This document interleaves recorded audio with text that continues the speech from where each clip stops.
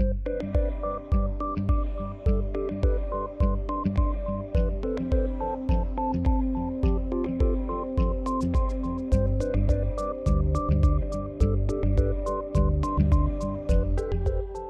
is Monday, May 7th, 2018.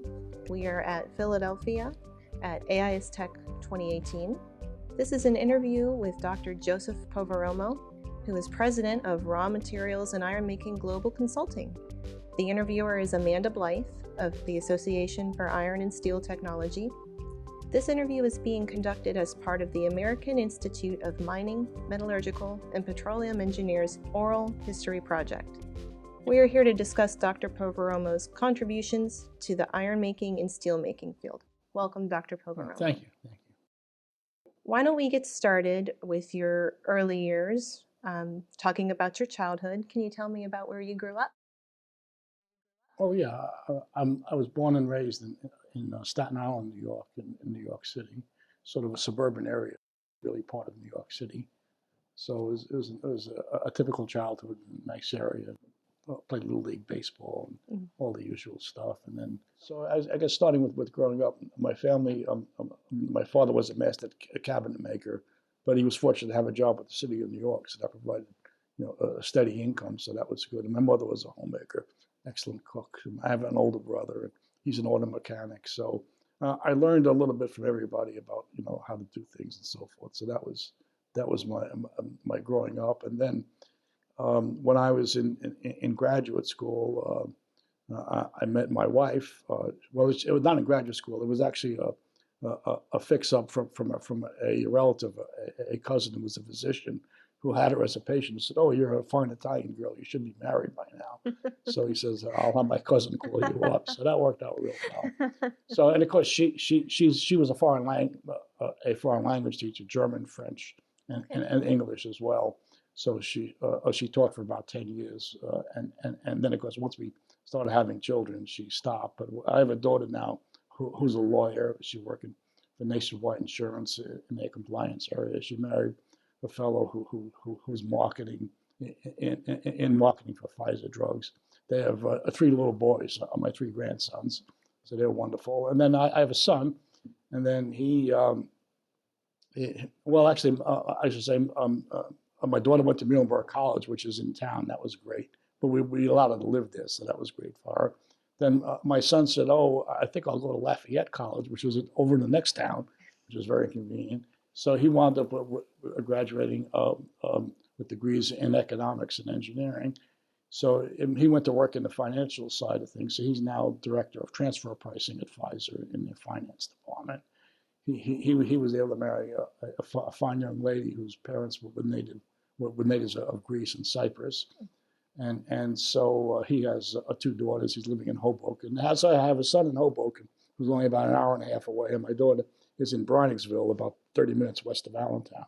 So I have 5 grandchildren within close proximity. And your hometown right now is in Bethlehem, PA. Bethlehem. Yeah, we, as I say, Okay. when I joined Bethlehem in '74.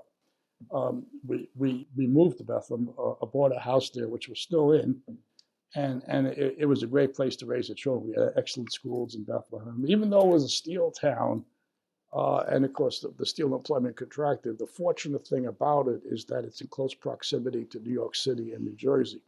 So a lot of people just started getting in their cars and driving. So when you visit Bethlehem, you'd never know that at one time we had 20,000 people working for Bethlehem Steel. Now we have about 10, maybe still working. There's still a couple of facilities still running under other names. There's a forging operation and a roll shop, maybe a couple hundred people still employed in steel in town. The rest of the steel plant became a historical site, and they also built a gambling casino where the oil yard and the center plant used to be. So they have diversified, but still the fact that we have a large commuting population means you never know that there was a major home. And of course, the Lehigh University, where John Spear went, has expanded. In fact, Lehigh University took over the Homer Research Labs. They took over some of the buildings initially, then they took over the whole thing. So the Lehigh University Mountaintop campus, that used to be the Homer Research Labs. So that's helped Lehigh expand as well. So. Now, your wife being a former foreign language teacher and you with clients all over the world. Do you speak any other languages? No, unfortunately, no. So, but however, what we did in the summer times when the kids were still with us, we'd actually a vacation in Europe. I would try and visit clients there and companies there, and of course, my wife was invaluable. She could speak so well. The people would say, "Are you homesick for Germany?" She would say, "No, I'm actually an American." So it was great to have her to talk to everybody. Yeah. And, smooth things out. So that was good. So, Nice. yeah.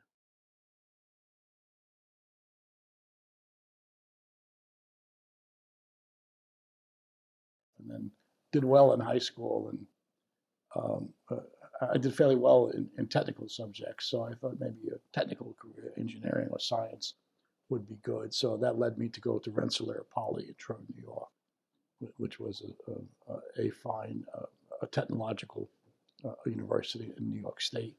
I had received the New York State Region Scholarship, which meant you could only use it in New York State. So that led me there as opposed to elsewhere. So, but if that was good. That was fine.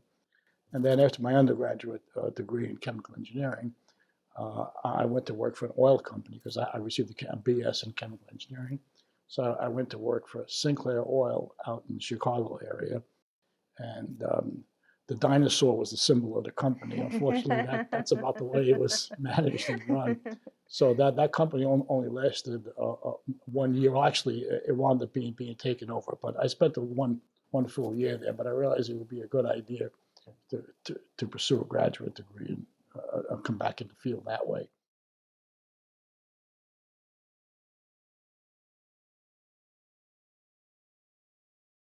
So I went to the State University of New York at Buffalo. They awarded me a research assistantship. And I had the good fortune to run into a professor, Julian Szekely, and he was very active in steel industry research. He was doing research sponsored by the American Iron and Steel Institute. He was a very dynamic fellow. He had research money available. So I sort of joined his research group, and then I wound up working on research that was sponsored by AISI in the blast furnace area.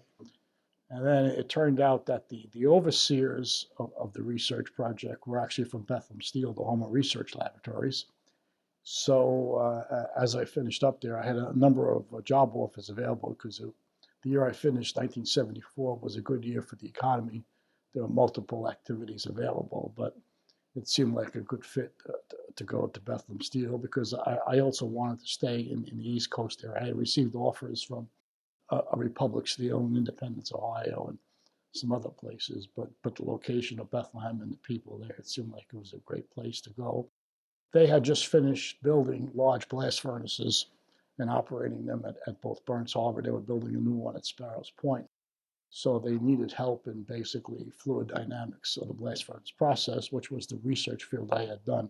It's very unusual that people get to work in the same area as their PhD thesis. They usually do a thesis in something, then go off to industry and wind up doing something completely different. Right. But I had the good fortune to be actually continuing my work, but in a practical setting. So that was great. So the first number of years there at the Home Labs were very good. And of course, Bethlehem Steel also provided the opportunity for me to come to conferences, present papers, and so forth. So that got me heavily involved in the Iron and Steel Society, the predecessor society of AIST. Okay. But what about what year? When was that around? Oh, I should say, yeah, I basically started my a career in 1974. That's when I finished my PhD. I had worked for the oil company in 68, 69, and then headed off to graduate school. But of course, in graduate school, I was doing work that was published in the areas of iron making, fluid dynamics in the blast furnace. So that was good. So I started at the Homer Labs in 1974, and was really heavily involved in the blast furnace research and process assistance for a good number of years. Then unfortunately, the industry fell upon hard times. The research center got smaller and smaller. And Bethlehem Steel had an excellent raw materials research group, but they contracted it severely because they felt many of their raw material operations were essentially joint ventures, and the other joint venture partners weren't contributing to it. So they said, why should we? So they unfortunately cut back the size of the raw material research group. So the head of the mining department comes to me and says, help me look after Bethlehem Steel's iron ore mining properties. So that's how I got involved more in the iron making side of the business. So my time wound up being split between the blast furnace world and the iron ore world for the next number of years. And then when I saw that Bethlehem Steel really wasn't going to make it long term, I didn't know it was going to be as bad as it turned out, but at least by the end of '92, I was looking around for some other activity, but related to iron ore.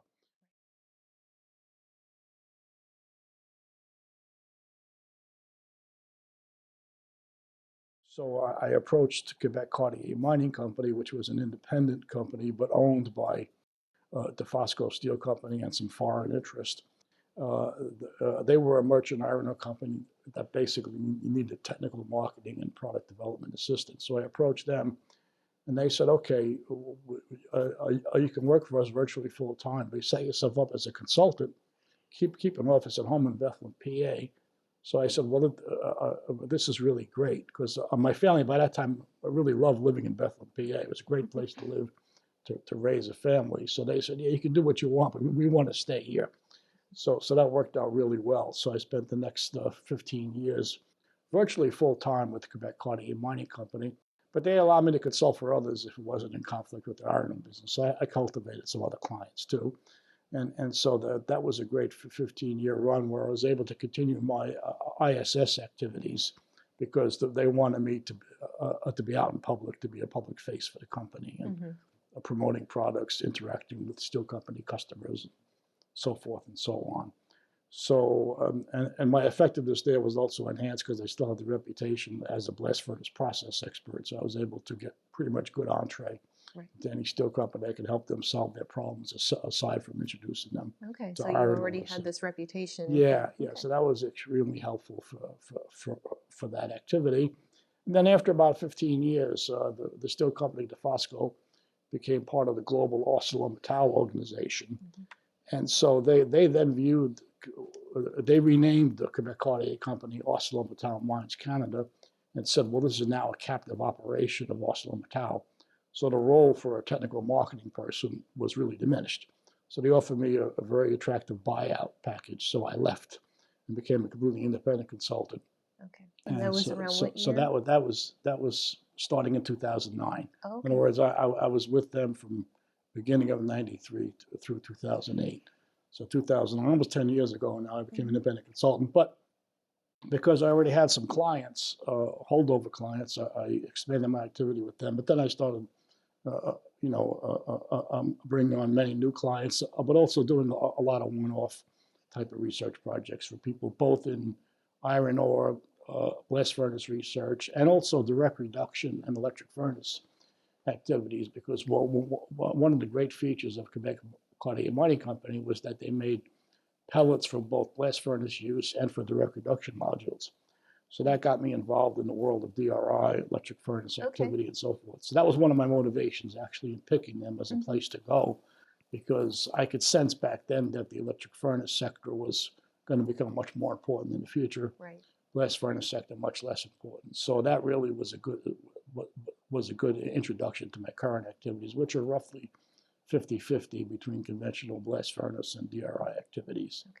So so for the last 10 years I've been doing this, and as long as I stay healthy, I'll continue doing this. So that's a pretty quick summary of what I've done, where I've been. So. Okay, wonderful. Did you have any mentors during that time?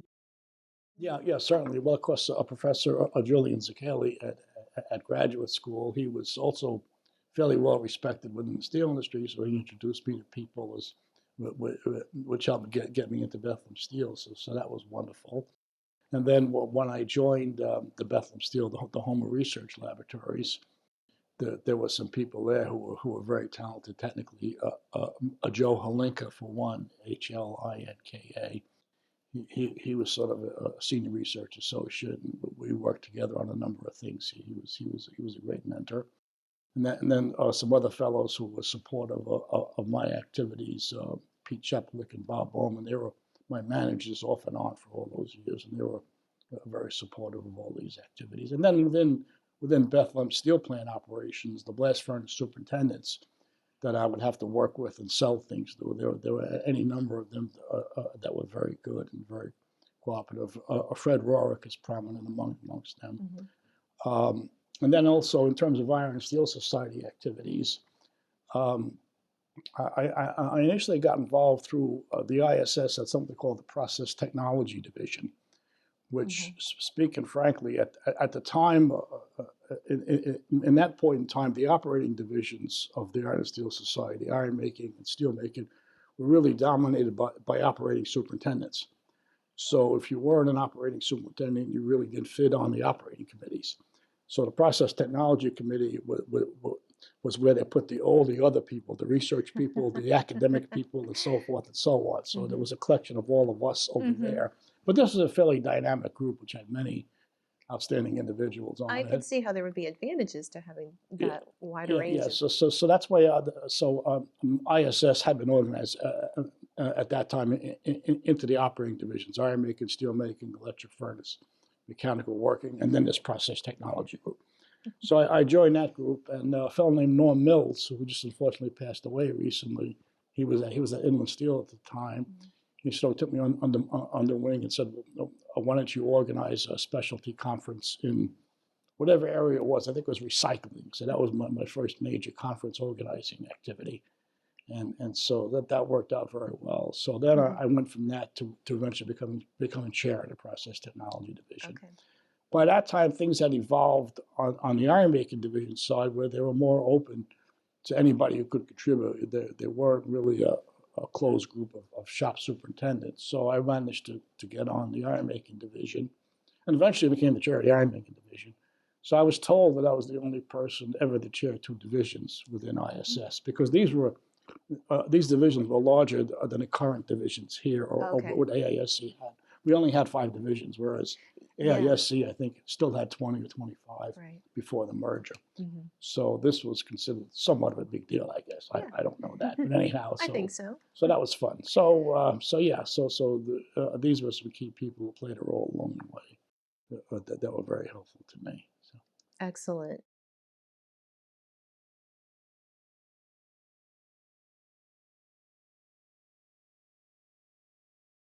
I know you're a life member of AIST, and we thank you for your support of the association. But how has your membership in our association benefited your career?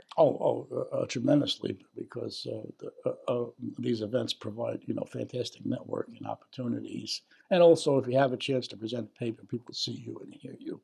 So they say, oh, maybe we should talk to him. Maybe he can help us with that. So that right there is rather priceless, And then, of course, AIST has been very good in the predecessor group with international outreach. So that led us into some of the overseas organizations. We had some pretty good cooperative back and forth with some of them over the years. So that also helped me. Because now a good deal of my income actually comes from overseas. My clients are actually of global in nature. So AIST has been a tremendous help that way. That's wonderful. And if you were to recommend AIST to someone interested in metallurgy or engineering, what would you say to them? I would say the only way, you really can't become internal and isolated within a company, because you never know what the company's fortunes are, what direction they're going to take, and very few people really have the chance to advance all the way within a given company to the very highest level. But even if they do, it's still very advantageous to know people outside of your company and to get involved in professional activities, to get recognition, and then it really expands the options you have. It also makes you much more effective even for the job you're doing at the time, because you really get exposed to a lot more than what's going on in your own company. Exactly. And so, yeah. Wonderful.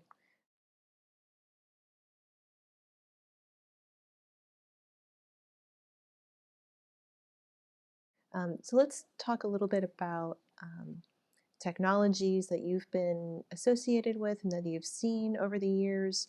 What are some of the biggest technical challenges that you've experienced in your career? It's more the economic challenges associated with the industry not having sufficient capital at all times to put in place the very latest and best technology as soon as they could. Mm-hmm. So you really have to learn how to work with what you have and do a lot of incremental improvements. But then you really, when there is a chance to do something big and new, you really have to focus heavily on the economics and be in the position to demonstrate or show that the project or the activity has a strong payback and it should be pursued. Mm-hmm. So the big challenge then is to really organize people and get them motivated and get them looking at things that can be positive, both the capital expenditures and new operating mm-hmm. procedures and materials, sure. and being able to economically justify it all. Mm-hmm. You talked earlier about being able to foresee the EAF share, yeah, sure, taking sure. over. What other milestones or technological advancements have you seen that really stood out over your career? Well, I guess starting in the blast furnace area, we developed Flux Pellets, blast furnace Flux Pellets in the mid-1980s. It was more or less a joint industry activity amongst a bunch of companies working together.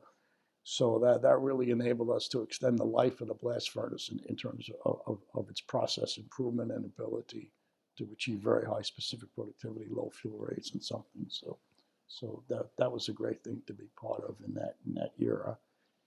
And some of the other activities now are more related to the current electric furnace boom and also being able to provide high quality feed materials for the electric furnace. And this is where there can be a crossover between the conventional blast furnace world and the electric furnace world. We're involved now in projects to produce merchant pig iron mm-hmm. in conventional blast furnaces that will be fed to electric furnaces. Some of the competitors of my clients are, of course, looking at DRI and HBI projects mm-hmm. to do the same thing. So that's where the traditional blast furnace-based people are finding a way to sort of work with the other side and help themselves survive, but also extend the industry and also extend really North American activity because mm-hmm. a lot of the feed materials now come from overseas, and I think we can virtually make it all here. So that's a big thing going forward. Exactly.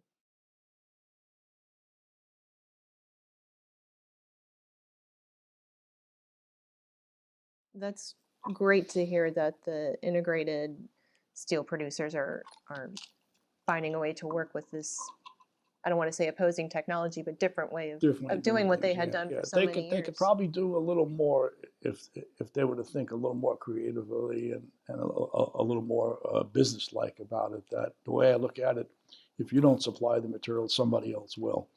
So I would encourage mm-hmm. people to think more strongly in that direction. And that is more of a U.S. problem because globally it's kind of the opposite. There are so many integrated producers. Yeah, globally. Well, actually, when you look at the economics of what happened in the USA compared to what's happened overseas, we talk about technology as it relates to electric furnaces replacing a lot of blast furnace capacity, but there's also a cultural component, which is something we don't like to talk about, but it's acknowledged that the electric furnace companies developed a better business model in terms of, being able to site their steel plants in more business-friendly states, mm-hmm. to establish non-union operations, but at the same time, emphasizing empowerment of the workforce. So they're not just exploiting workers; they're mm-hmm. empowering workers. When you go to a mini mill steel plant, you don't really see people that are downtrodden, unhappy. They're very happy to be there and very productive. So Nucor and Steel Dynamics are two companies that I'm very familiar with that mm-hmm. stand out very strongly in that area. So when you're talking about the USA in particular, the cultural side of it is as important as the technology side of it. Mm-hmm. Now in the rest of the world, it turns out that my observation is that you can't really produce or put in place that sort of a cultural change. The cultures and the practices of many countries in the world just won't allow or won't foster the kind of changes that you could do in the USA. Mm-hmm. So the rest of the world, in the absence of the cultural component, when you look at the actual process technologies, large-scale steel production really is favored globally by the conventional route.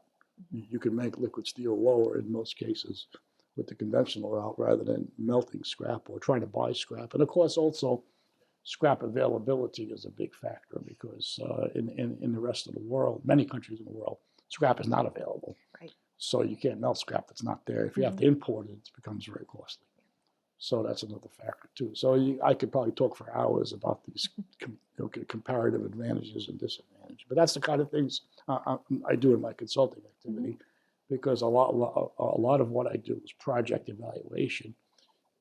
People come up with project ideas, but then I say, well, what are the assumptions? And how does this come into play? Where are you going to place this? And then you find out they may not have thought through all the things that come into play beyond the basic core technology of what they're looking at. So. One last question on this topic. Do you think we're going to see more facilities popping up that are similar to Big River Steel, trying to mix the broad product range and higher quality steels with the mini mill kind of efficiency? Yeah, that's a question people ask, is how far can electric furnaces go? Well, the first thing I'd say is that the easy pickings are gone. In other words, the electric furnace sector was able to knock out of business, so to speak, all of the blast furnace-based mills that were essentially making the wrong products in the wrong place, so to speak. So the surviving blast furnace-based companies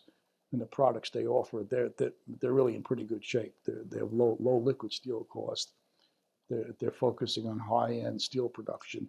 So it's a little more difficult for electric furnace people to nibble away at that, although they are trying. And I kind of think the opportunities for electric furnace people are, which is what Big River has done, is to look at steel that's currently being imported into this country. What kind of steel can an electric furnace plant make to replace steel that's being imported? For example, a wire rod, for example, tire cord wire rod is virtually all imported. It's basically made with blast furnaces overseas, but that's an area where a mini mill with high quality feed materials might be able to start making that material and make it here. So if they look at those kind of niches, there could be room for 1 or 2 or 3 more electric furnace plants that would focus on replacing imported steel products. And that's pretty timely, considering. But now we're getting into areas where this is beyond my personal expertise. I made observations, but there are others who could really speak with great authority on,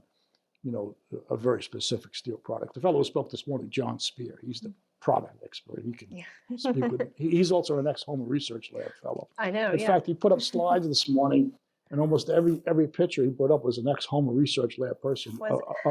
Rick Bodner, Steve Hansen, himself.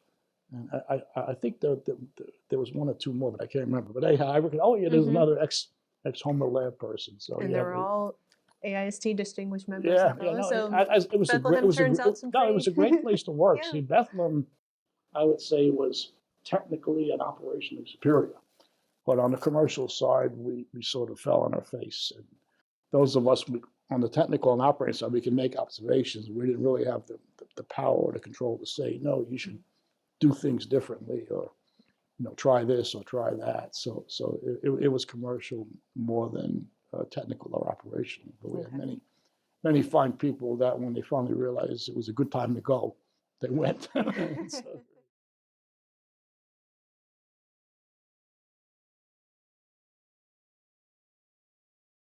So you've had a lot of experience working with a lot of different companies and processes, and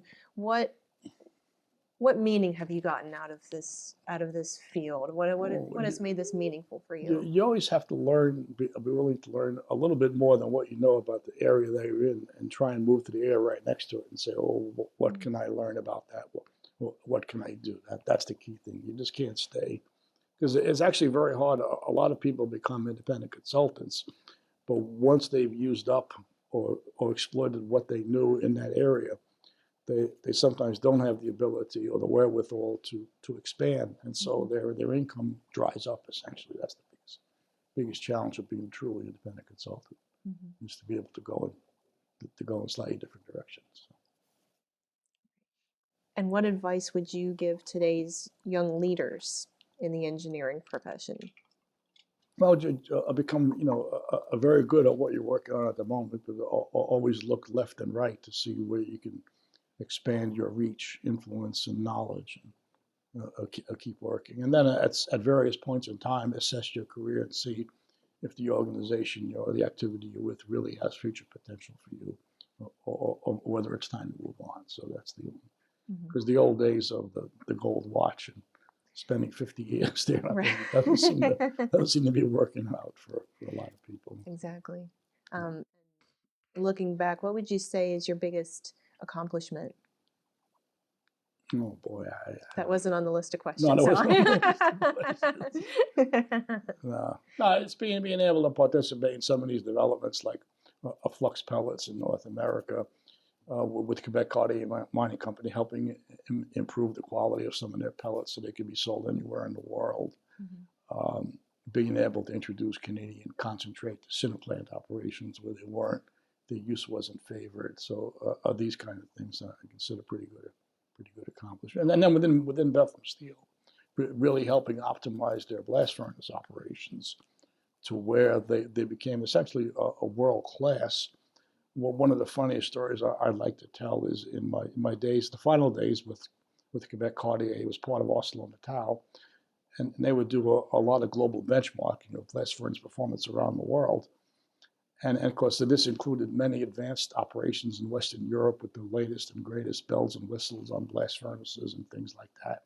But then when they put up all the numbers, the Burns Harbor blast furnaces of Bethlehem Steel were #1 in many categories. And excellent facilities, but still not in the same, let's say, technological category as some of the European operations. But yet, the work we had done, and particularly with raw material improvements, we were getting world-class performance. And so the Europeans were sort of cringing at this. It became a bit uncomfortable, but that was the fact. So yeah, so I would say that the pride in that accomplishment is good. I'm happy about that. So great, wonderful.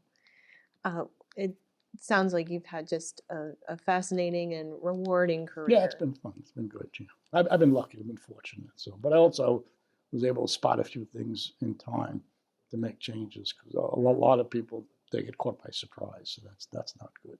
Exactly. That's not good. Yeah.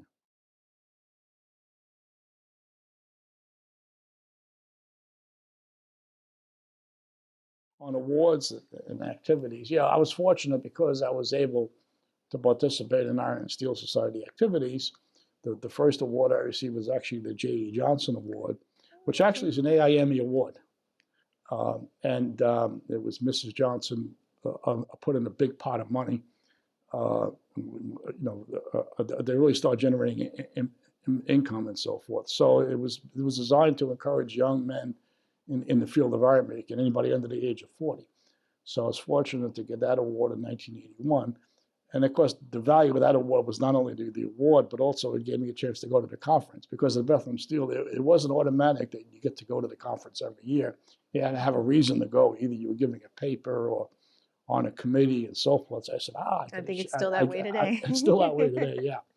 So that was the first award. And then there were also awards that came with being chairs of the committee, the Process Technology Division. They would give the John Farrell Award for the outgoing chair. And then also there were competitive awards. I was fortunate to work with people. I mentioned Joe Hlinka being outstanding. The technical paper that we wrote for the Iron Making Conference in 1983, not for the conference, it was for a specialty conference, that won the John Chipman Award, which is a competitive award where the papers are chosen on their technical value. So I was fortunate to win the John Chipman Award with Joe Hlinka back in the early 80s. And then later on, when I joined with QCM, I was doing some other activities in Australia. So I teamed up with Professor Venus Jawara. You probably have seen her name. Yeah. So I co-wrote a paper with her on some topic of wetting and coal and things like that, coal injection. Won the John Chipman Award for that too. That was mostly her work, but still, I was still on the award. So that it was nice to win 2 John Chipman Awards. So that was good. And then, of course, within the iron making area, the most prestigious division award we have is the T.L. Joesph Award for like lifetime accomplishment in iron making. So every year I would go to the iron making. When I would get to go to the iron making conference, I would see someone getting that award, and I'd say, boy, someday I wish I could get that award. So sure enough, this happened in 1998. So nice. That's when I got that award. And today I'm the chair of the committee now, so I was presenting it to a fellow from Holland, Martin Geardy. So he was here to receive that award. So that was good. And then, of course, a distinguished member of Iron and Steel Society in 1995. Actually, I got that award before the T.L. Joesph Award. 1995, okay. I received it. And and of course, that was great because at that time, in the ISS days, they would have all the distinguished members sit together at front tables.